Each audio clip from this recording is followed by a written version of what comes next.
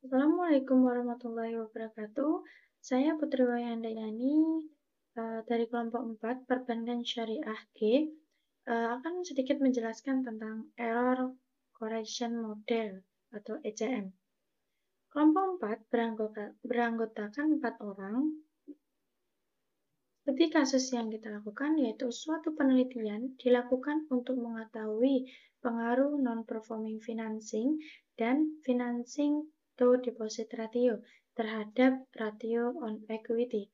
Data dikumpulkan dalam periode bulanan pada tahun 2019 sampai 2023. Jenis data yang kita lakukan yaitu time series. Variabel independen atau variabel X1 kita menggunakan NPF yaitu non-performing financing. Selanjutnya, variabel dependent X2 kita menggunakan FDR yaitu financing to deposit ratio. Sedangkan variabel dependent atau variabelnya kita menggunakan ROE, ratio on equity. Pada ECM ini memiliki langkah 9 langkah, tetapi pada video ini saya akan menjelaskan secara rinci tentang uji stasionaritas, uji kointegrasi, dan model jangka pendek.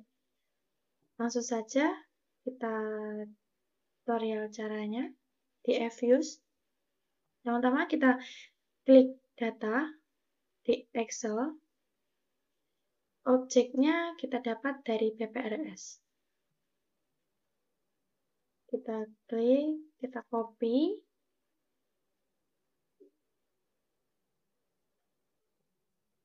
Lalu kita masuk ke Fuse. Nah, setelah itu kita klik Create Add New Fuse Booklet. Kita frekuensinya kita masuk ke monthly karena data yang kita dapat itu bulanan.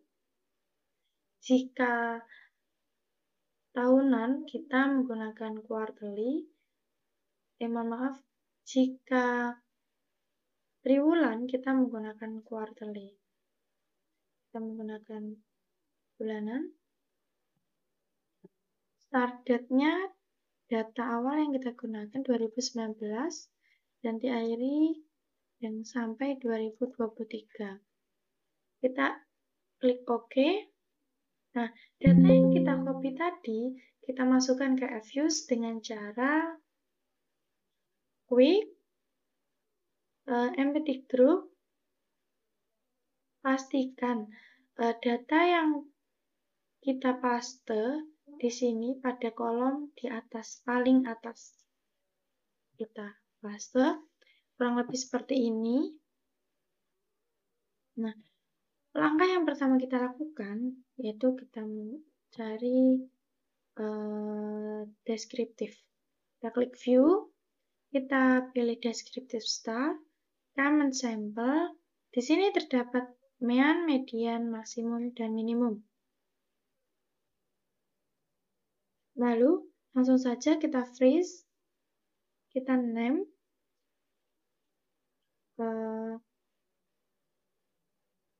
satu deskriptif.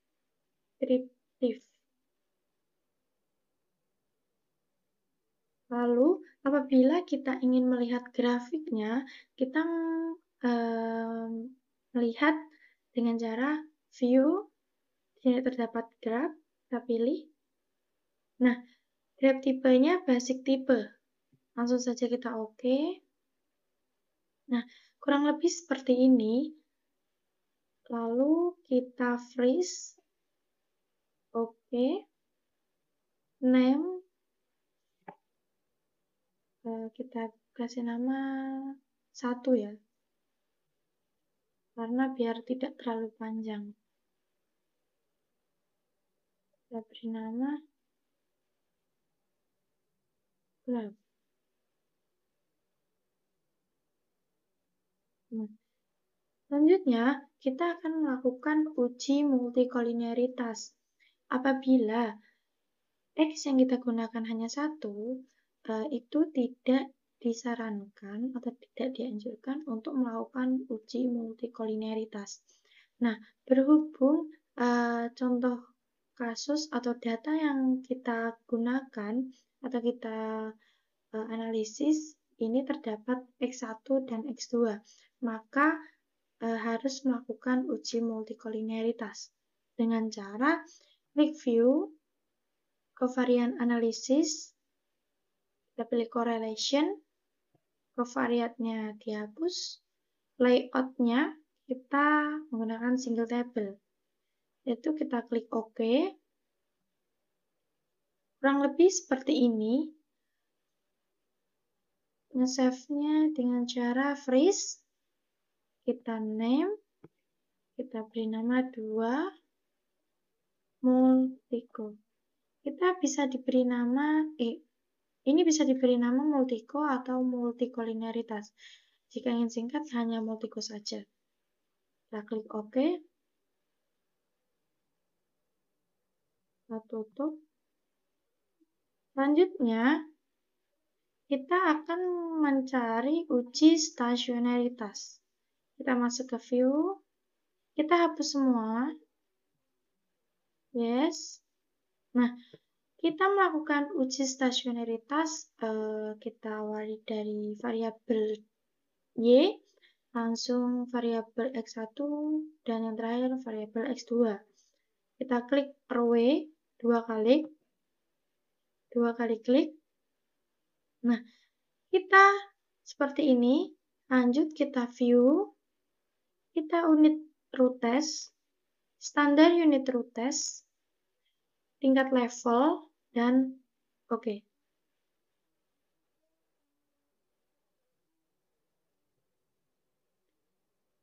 Prof-nya 0,14, kurang dari 0,05, maka tidak terjadi stasioner. Disarankan untuk melakukan uji selanjutnya. Kita freeze, kita name, beri nama underscore 3, S untuk stasioner, row untuk variabelnya, dan R untuk tingkat level. Kita klik OK.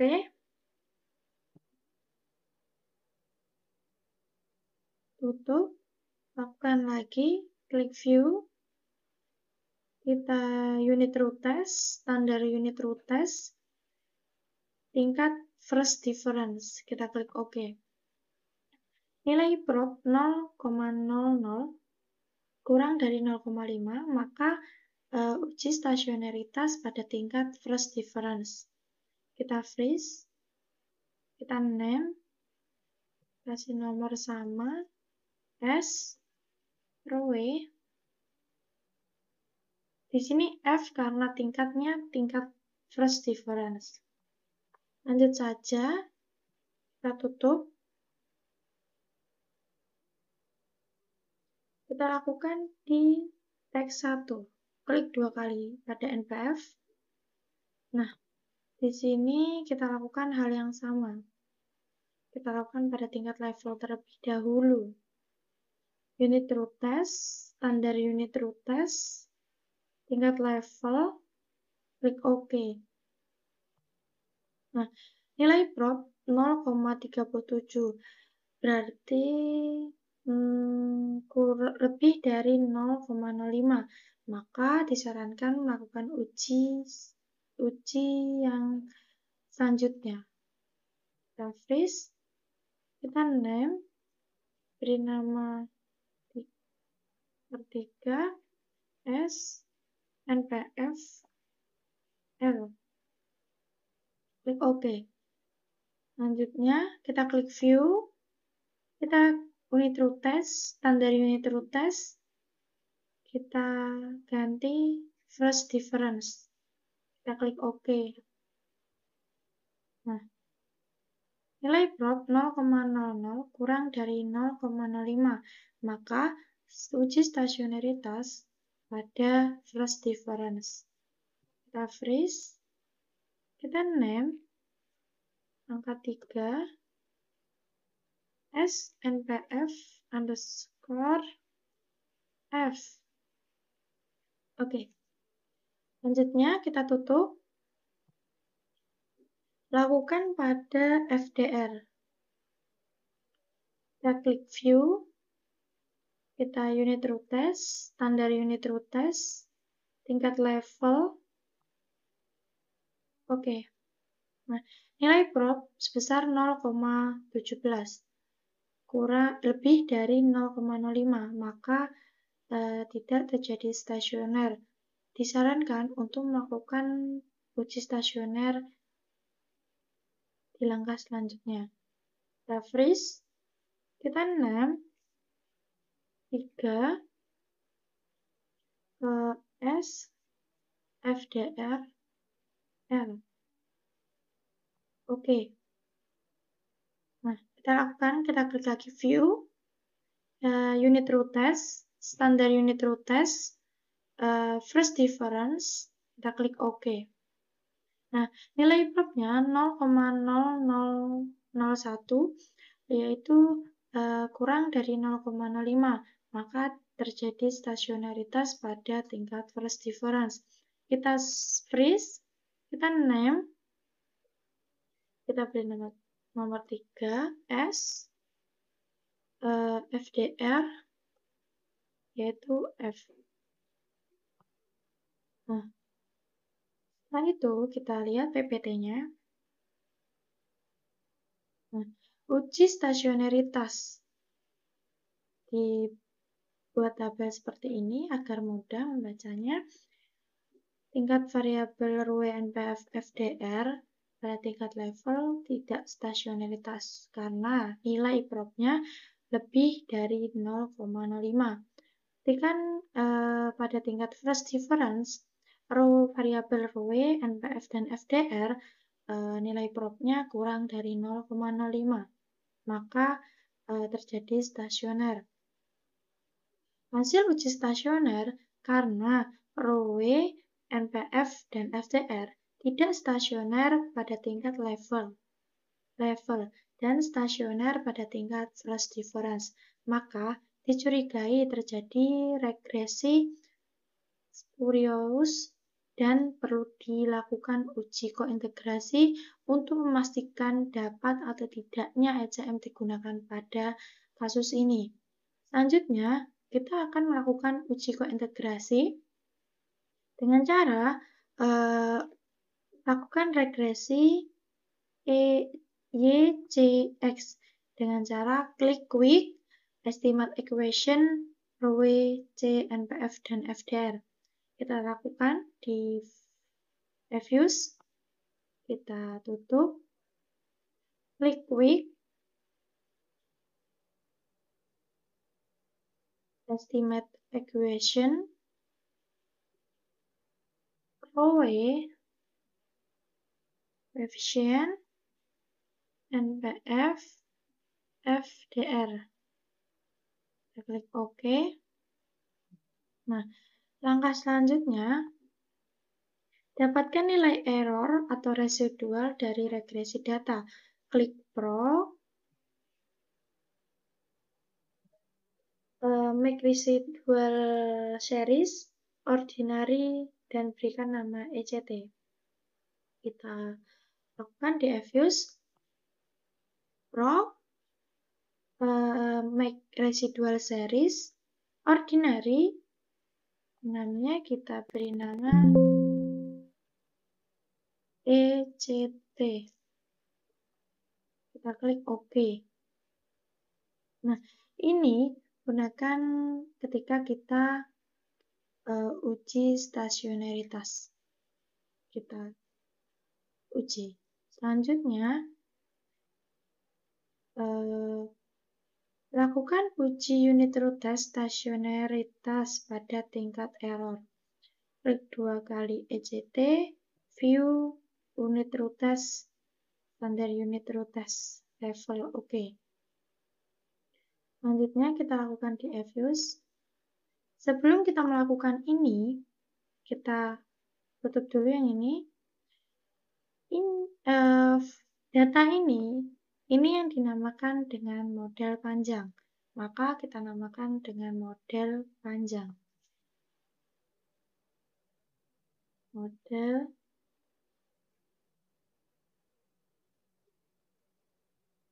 panjang.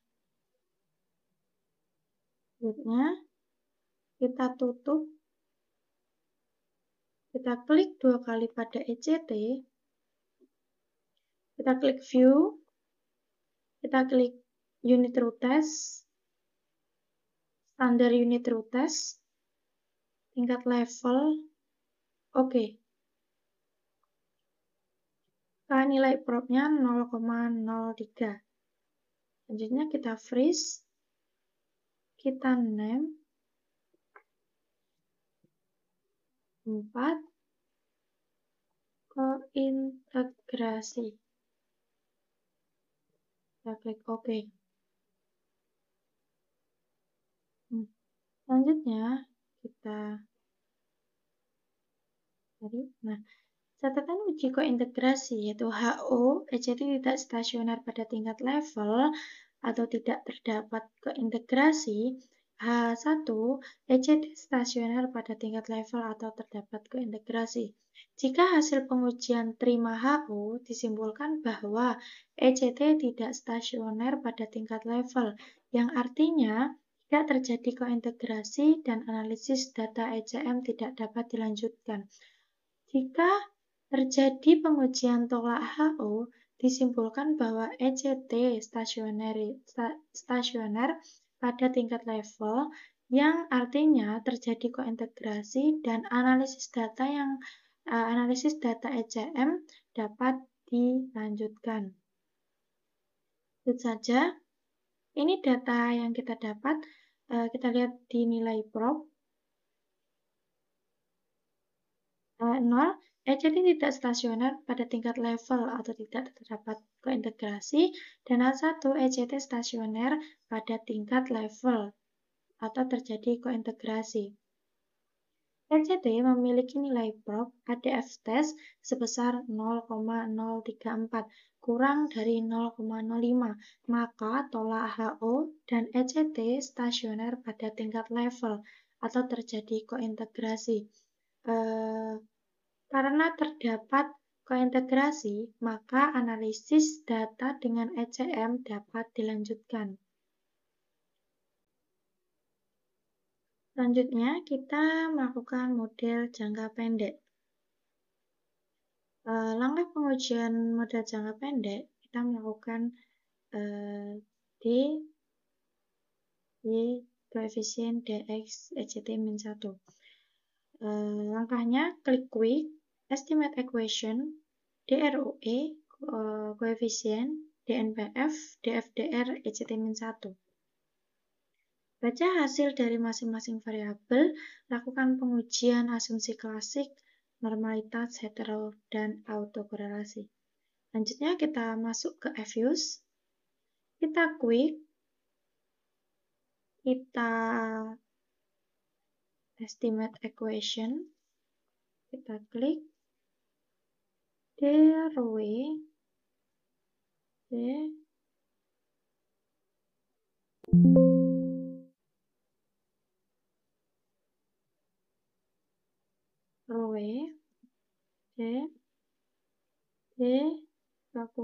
tutup kurung, NPF,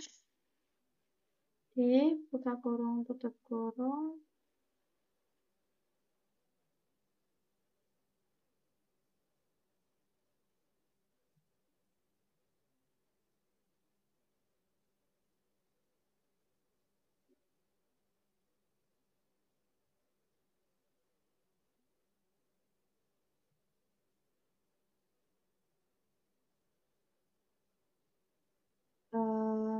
FDR, ECT, ECT-1.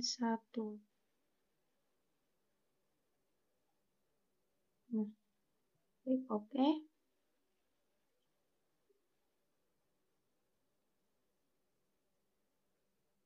Kita name, kita beri nama model pendek. Kita klik OK. Terjadi kesalahan. Tadi sudah saya save model pendeknya. Selanjutnya kita freeze, kita name, lalu kita beri nama 5M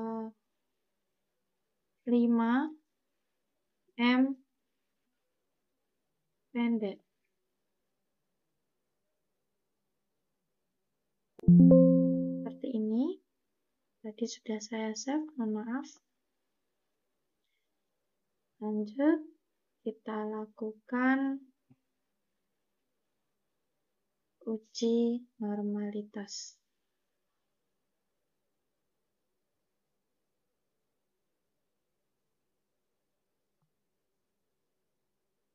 Kita klik view. Kita klik residual diagnostic. Histogram normality test. Nah, di sini nilai prop 0,000. Maka kurang dari 0,5, maka tidak berdistribusi normal. Kita freeze, kita name nomor 6,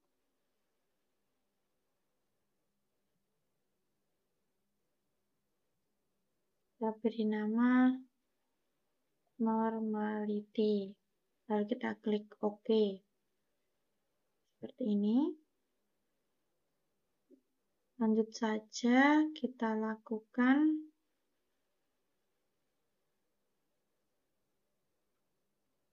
kita klik view untuk mencari autokorelasinya. Residual diagnostic, serial correlation LM test.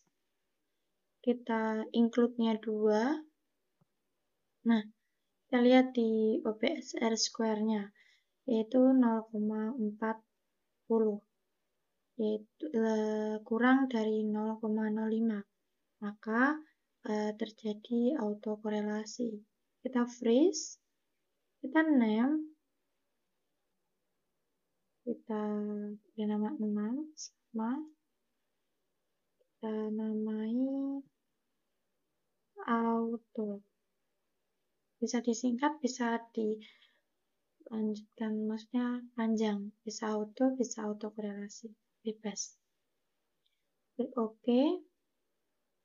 Lalu kita cari uji heteroskedastisitas.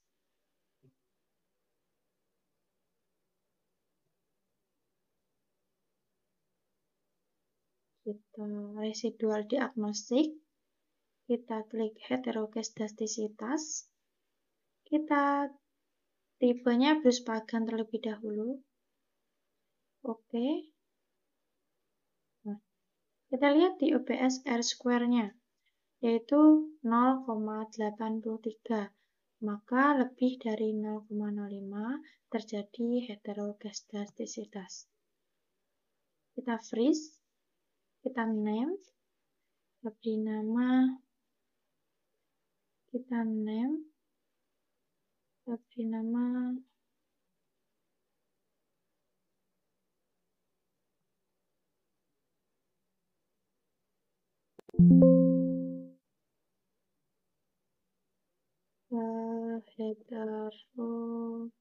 hetero saja. Bisa heteroskedastisitas, bisa hetero. Yang singkat saja, klik OK. Lalu setelah itu kita tutup.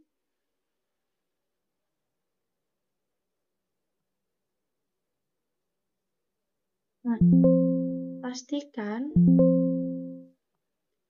kita beri nama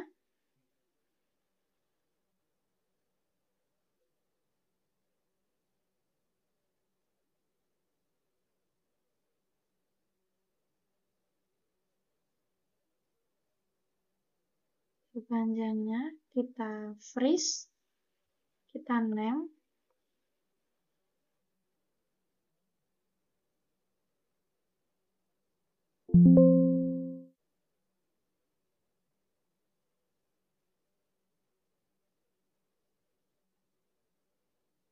Kita beri nama M panjang. Kita klik OK. Setelah itu, kita tutup semua. Lalu kita klik File. Kita save. Diberi nama sesuai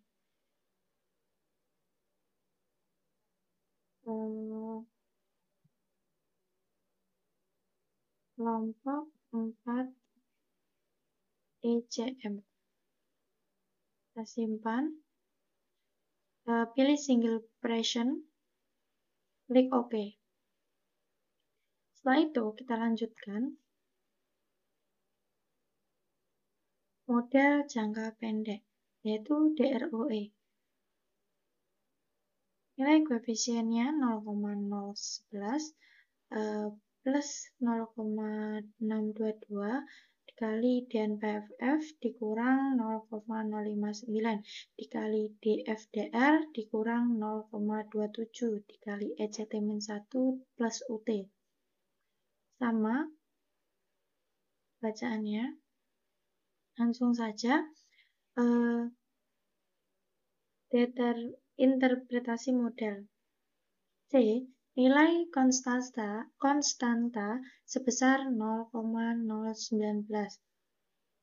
menunjukkan bahwa ketika NPF, FDR, dan faktor error dianggap konstan tetap, maka rata-rata ROE sebesar 0,019.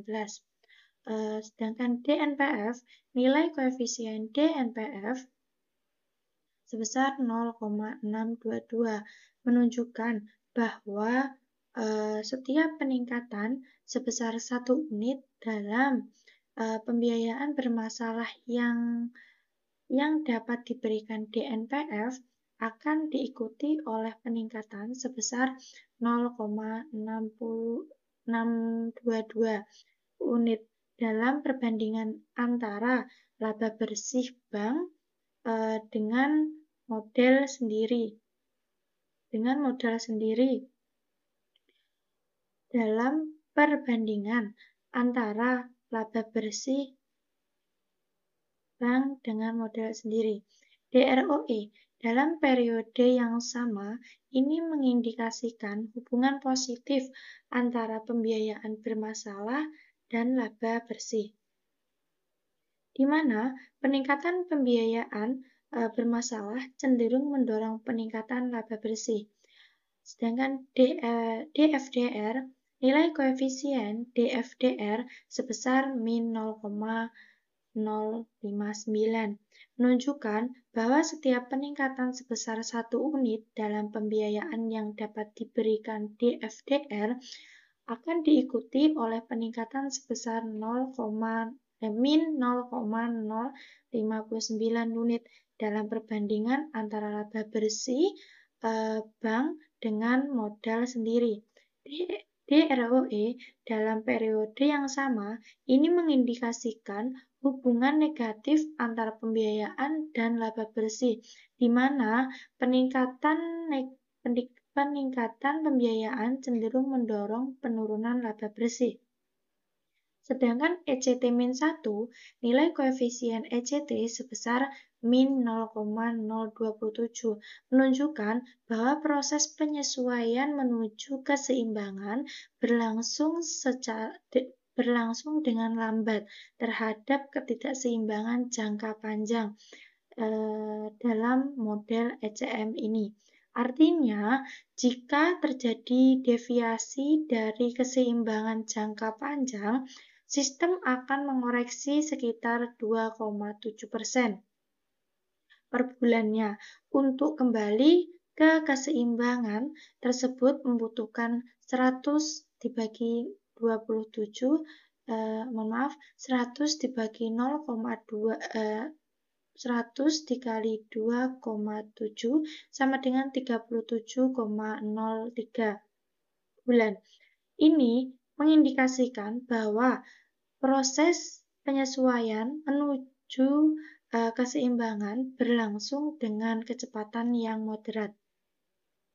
Selanjutnya, kita lakukan uji T.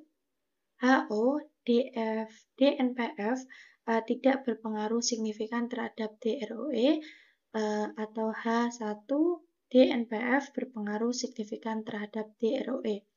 DNPF nilai prop sebesar 0,505 lebih dari 0,05. Maka terima HO dan disimpulkan DNPF tidak berpengaruh signifikan terhadap DROE. Nilai koefisien bertanda positif sebesar 0,622 menunjukkan bahwa pengaruh yang diberikan DNPF terhadap DROE merupakan pengaruh positif yang signifikan. DFDR mempunyai nilai prop 0,78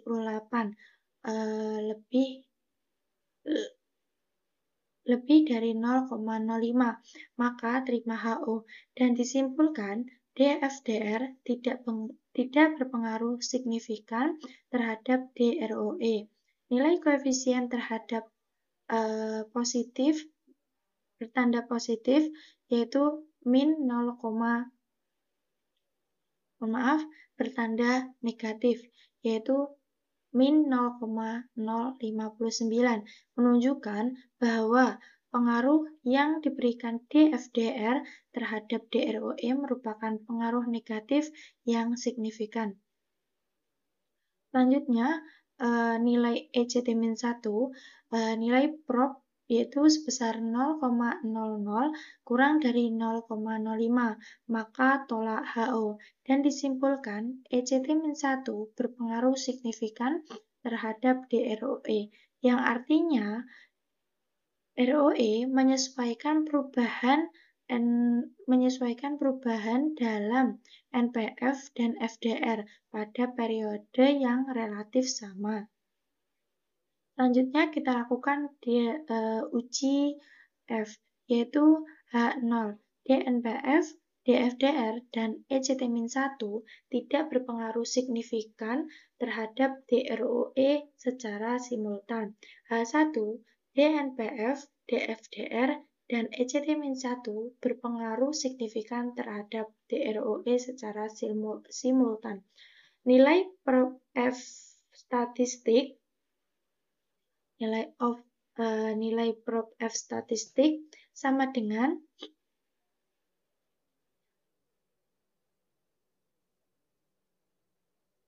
nol koma nol tiga tiga kurang dari 0,05, maka tolak HO dan dapat disimpulkan DNPF, DFDR, dan ECT-1 tidak berpengaruh signifikan terhadap DROE secara simultan. Selanjutnya kita melakukan koefisien determinasi. Nilai adjusted R-square sebesar 0,099 yang menunjukkan bahwa DNPF, DFDR, dan ECT-1 mampu menjelaskan 9,9% atau hasilnya didapat dari 0,099 dikali 100. Maka nilainya 99%. Variasi DROE dan sisanya sebesar 90,1%. Dijelaskan oleh variabel lain yang tidak diteliti. Terima kasih. Sekian dari saya. Apabila ada kesalahan atau tutur kata saya yang banyak salahnya, saya mohon maaf yang sebesar-besarnya. Wassalamualaikum warahmatullahi wabarakatuh.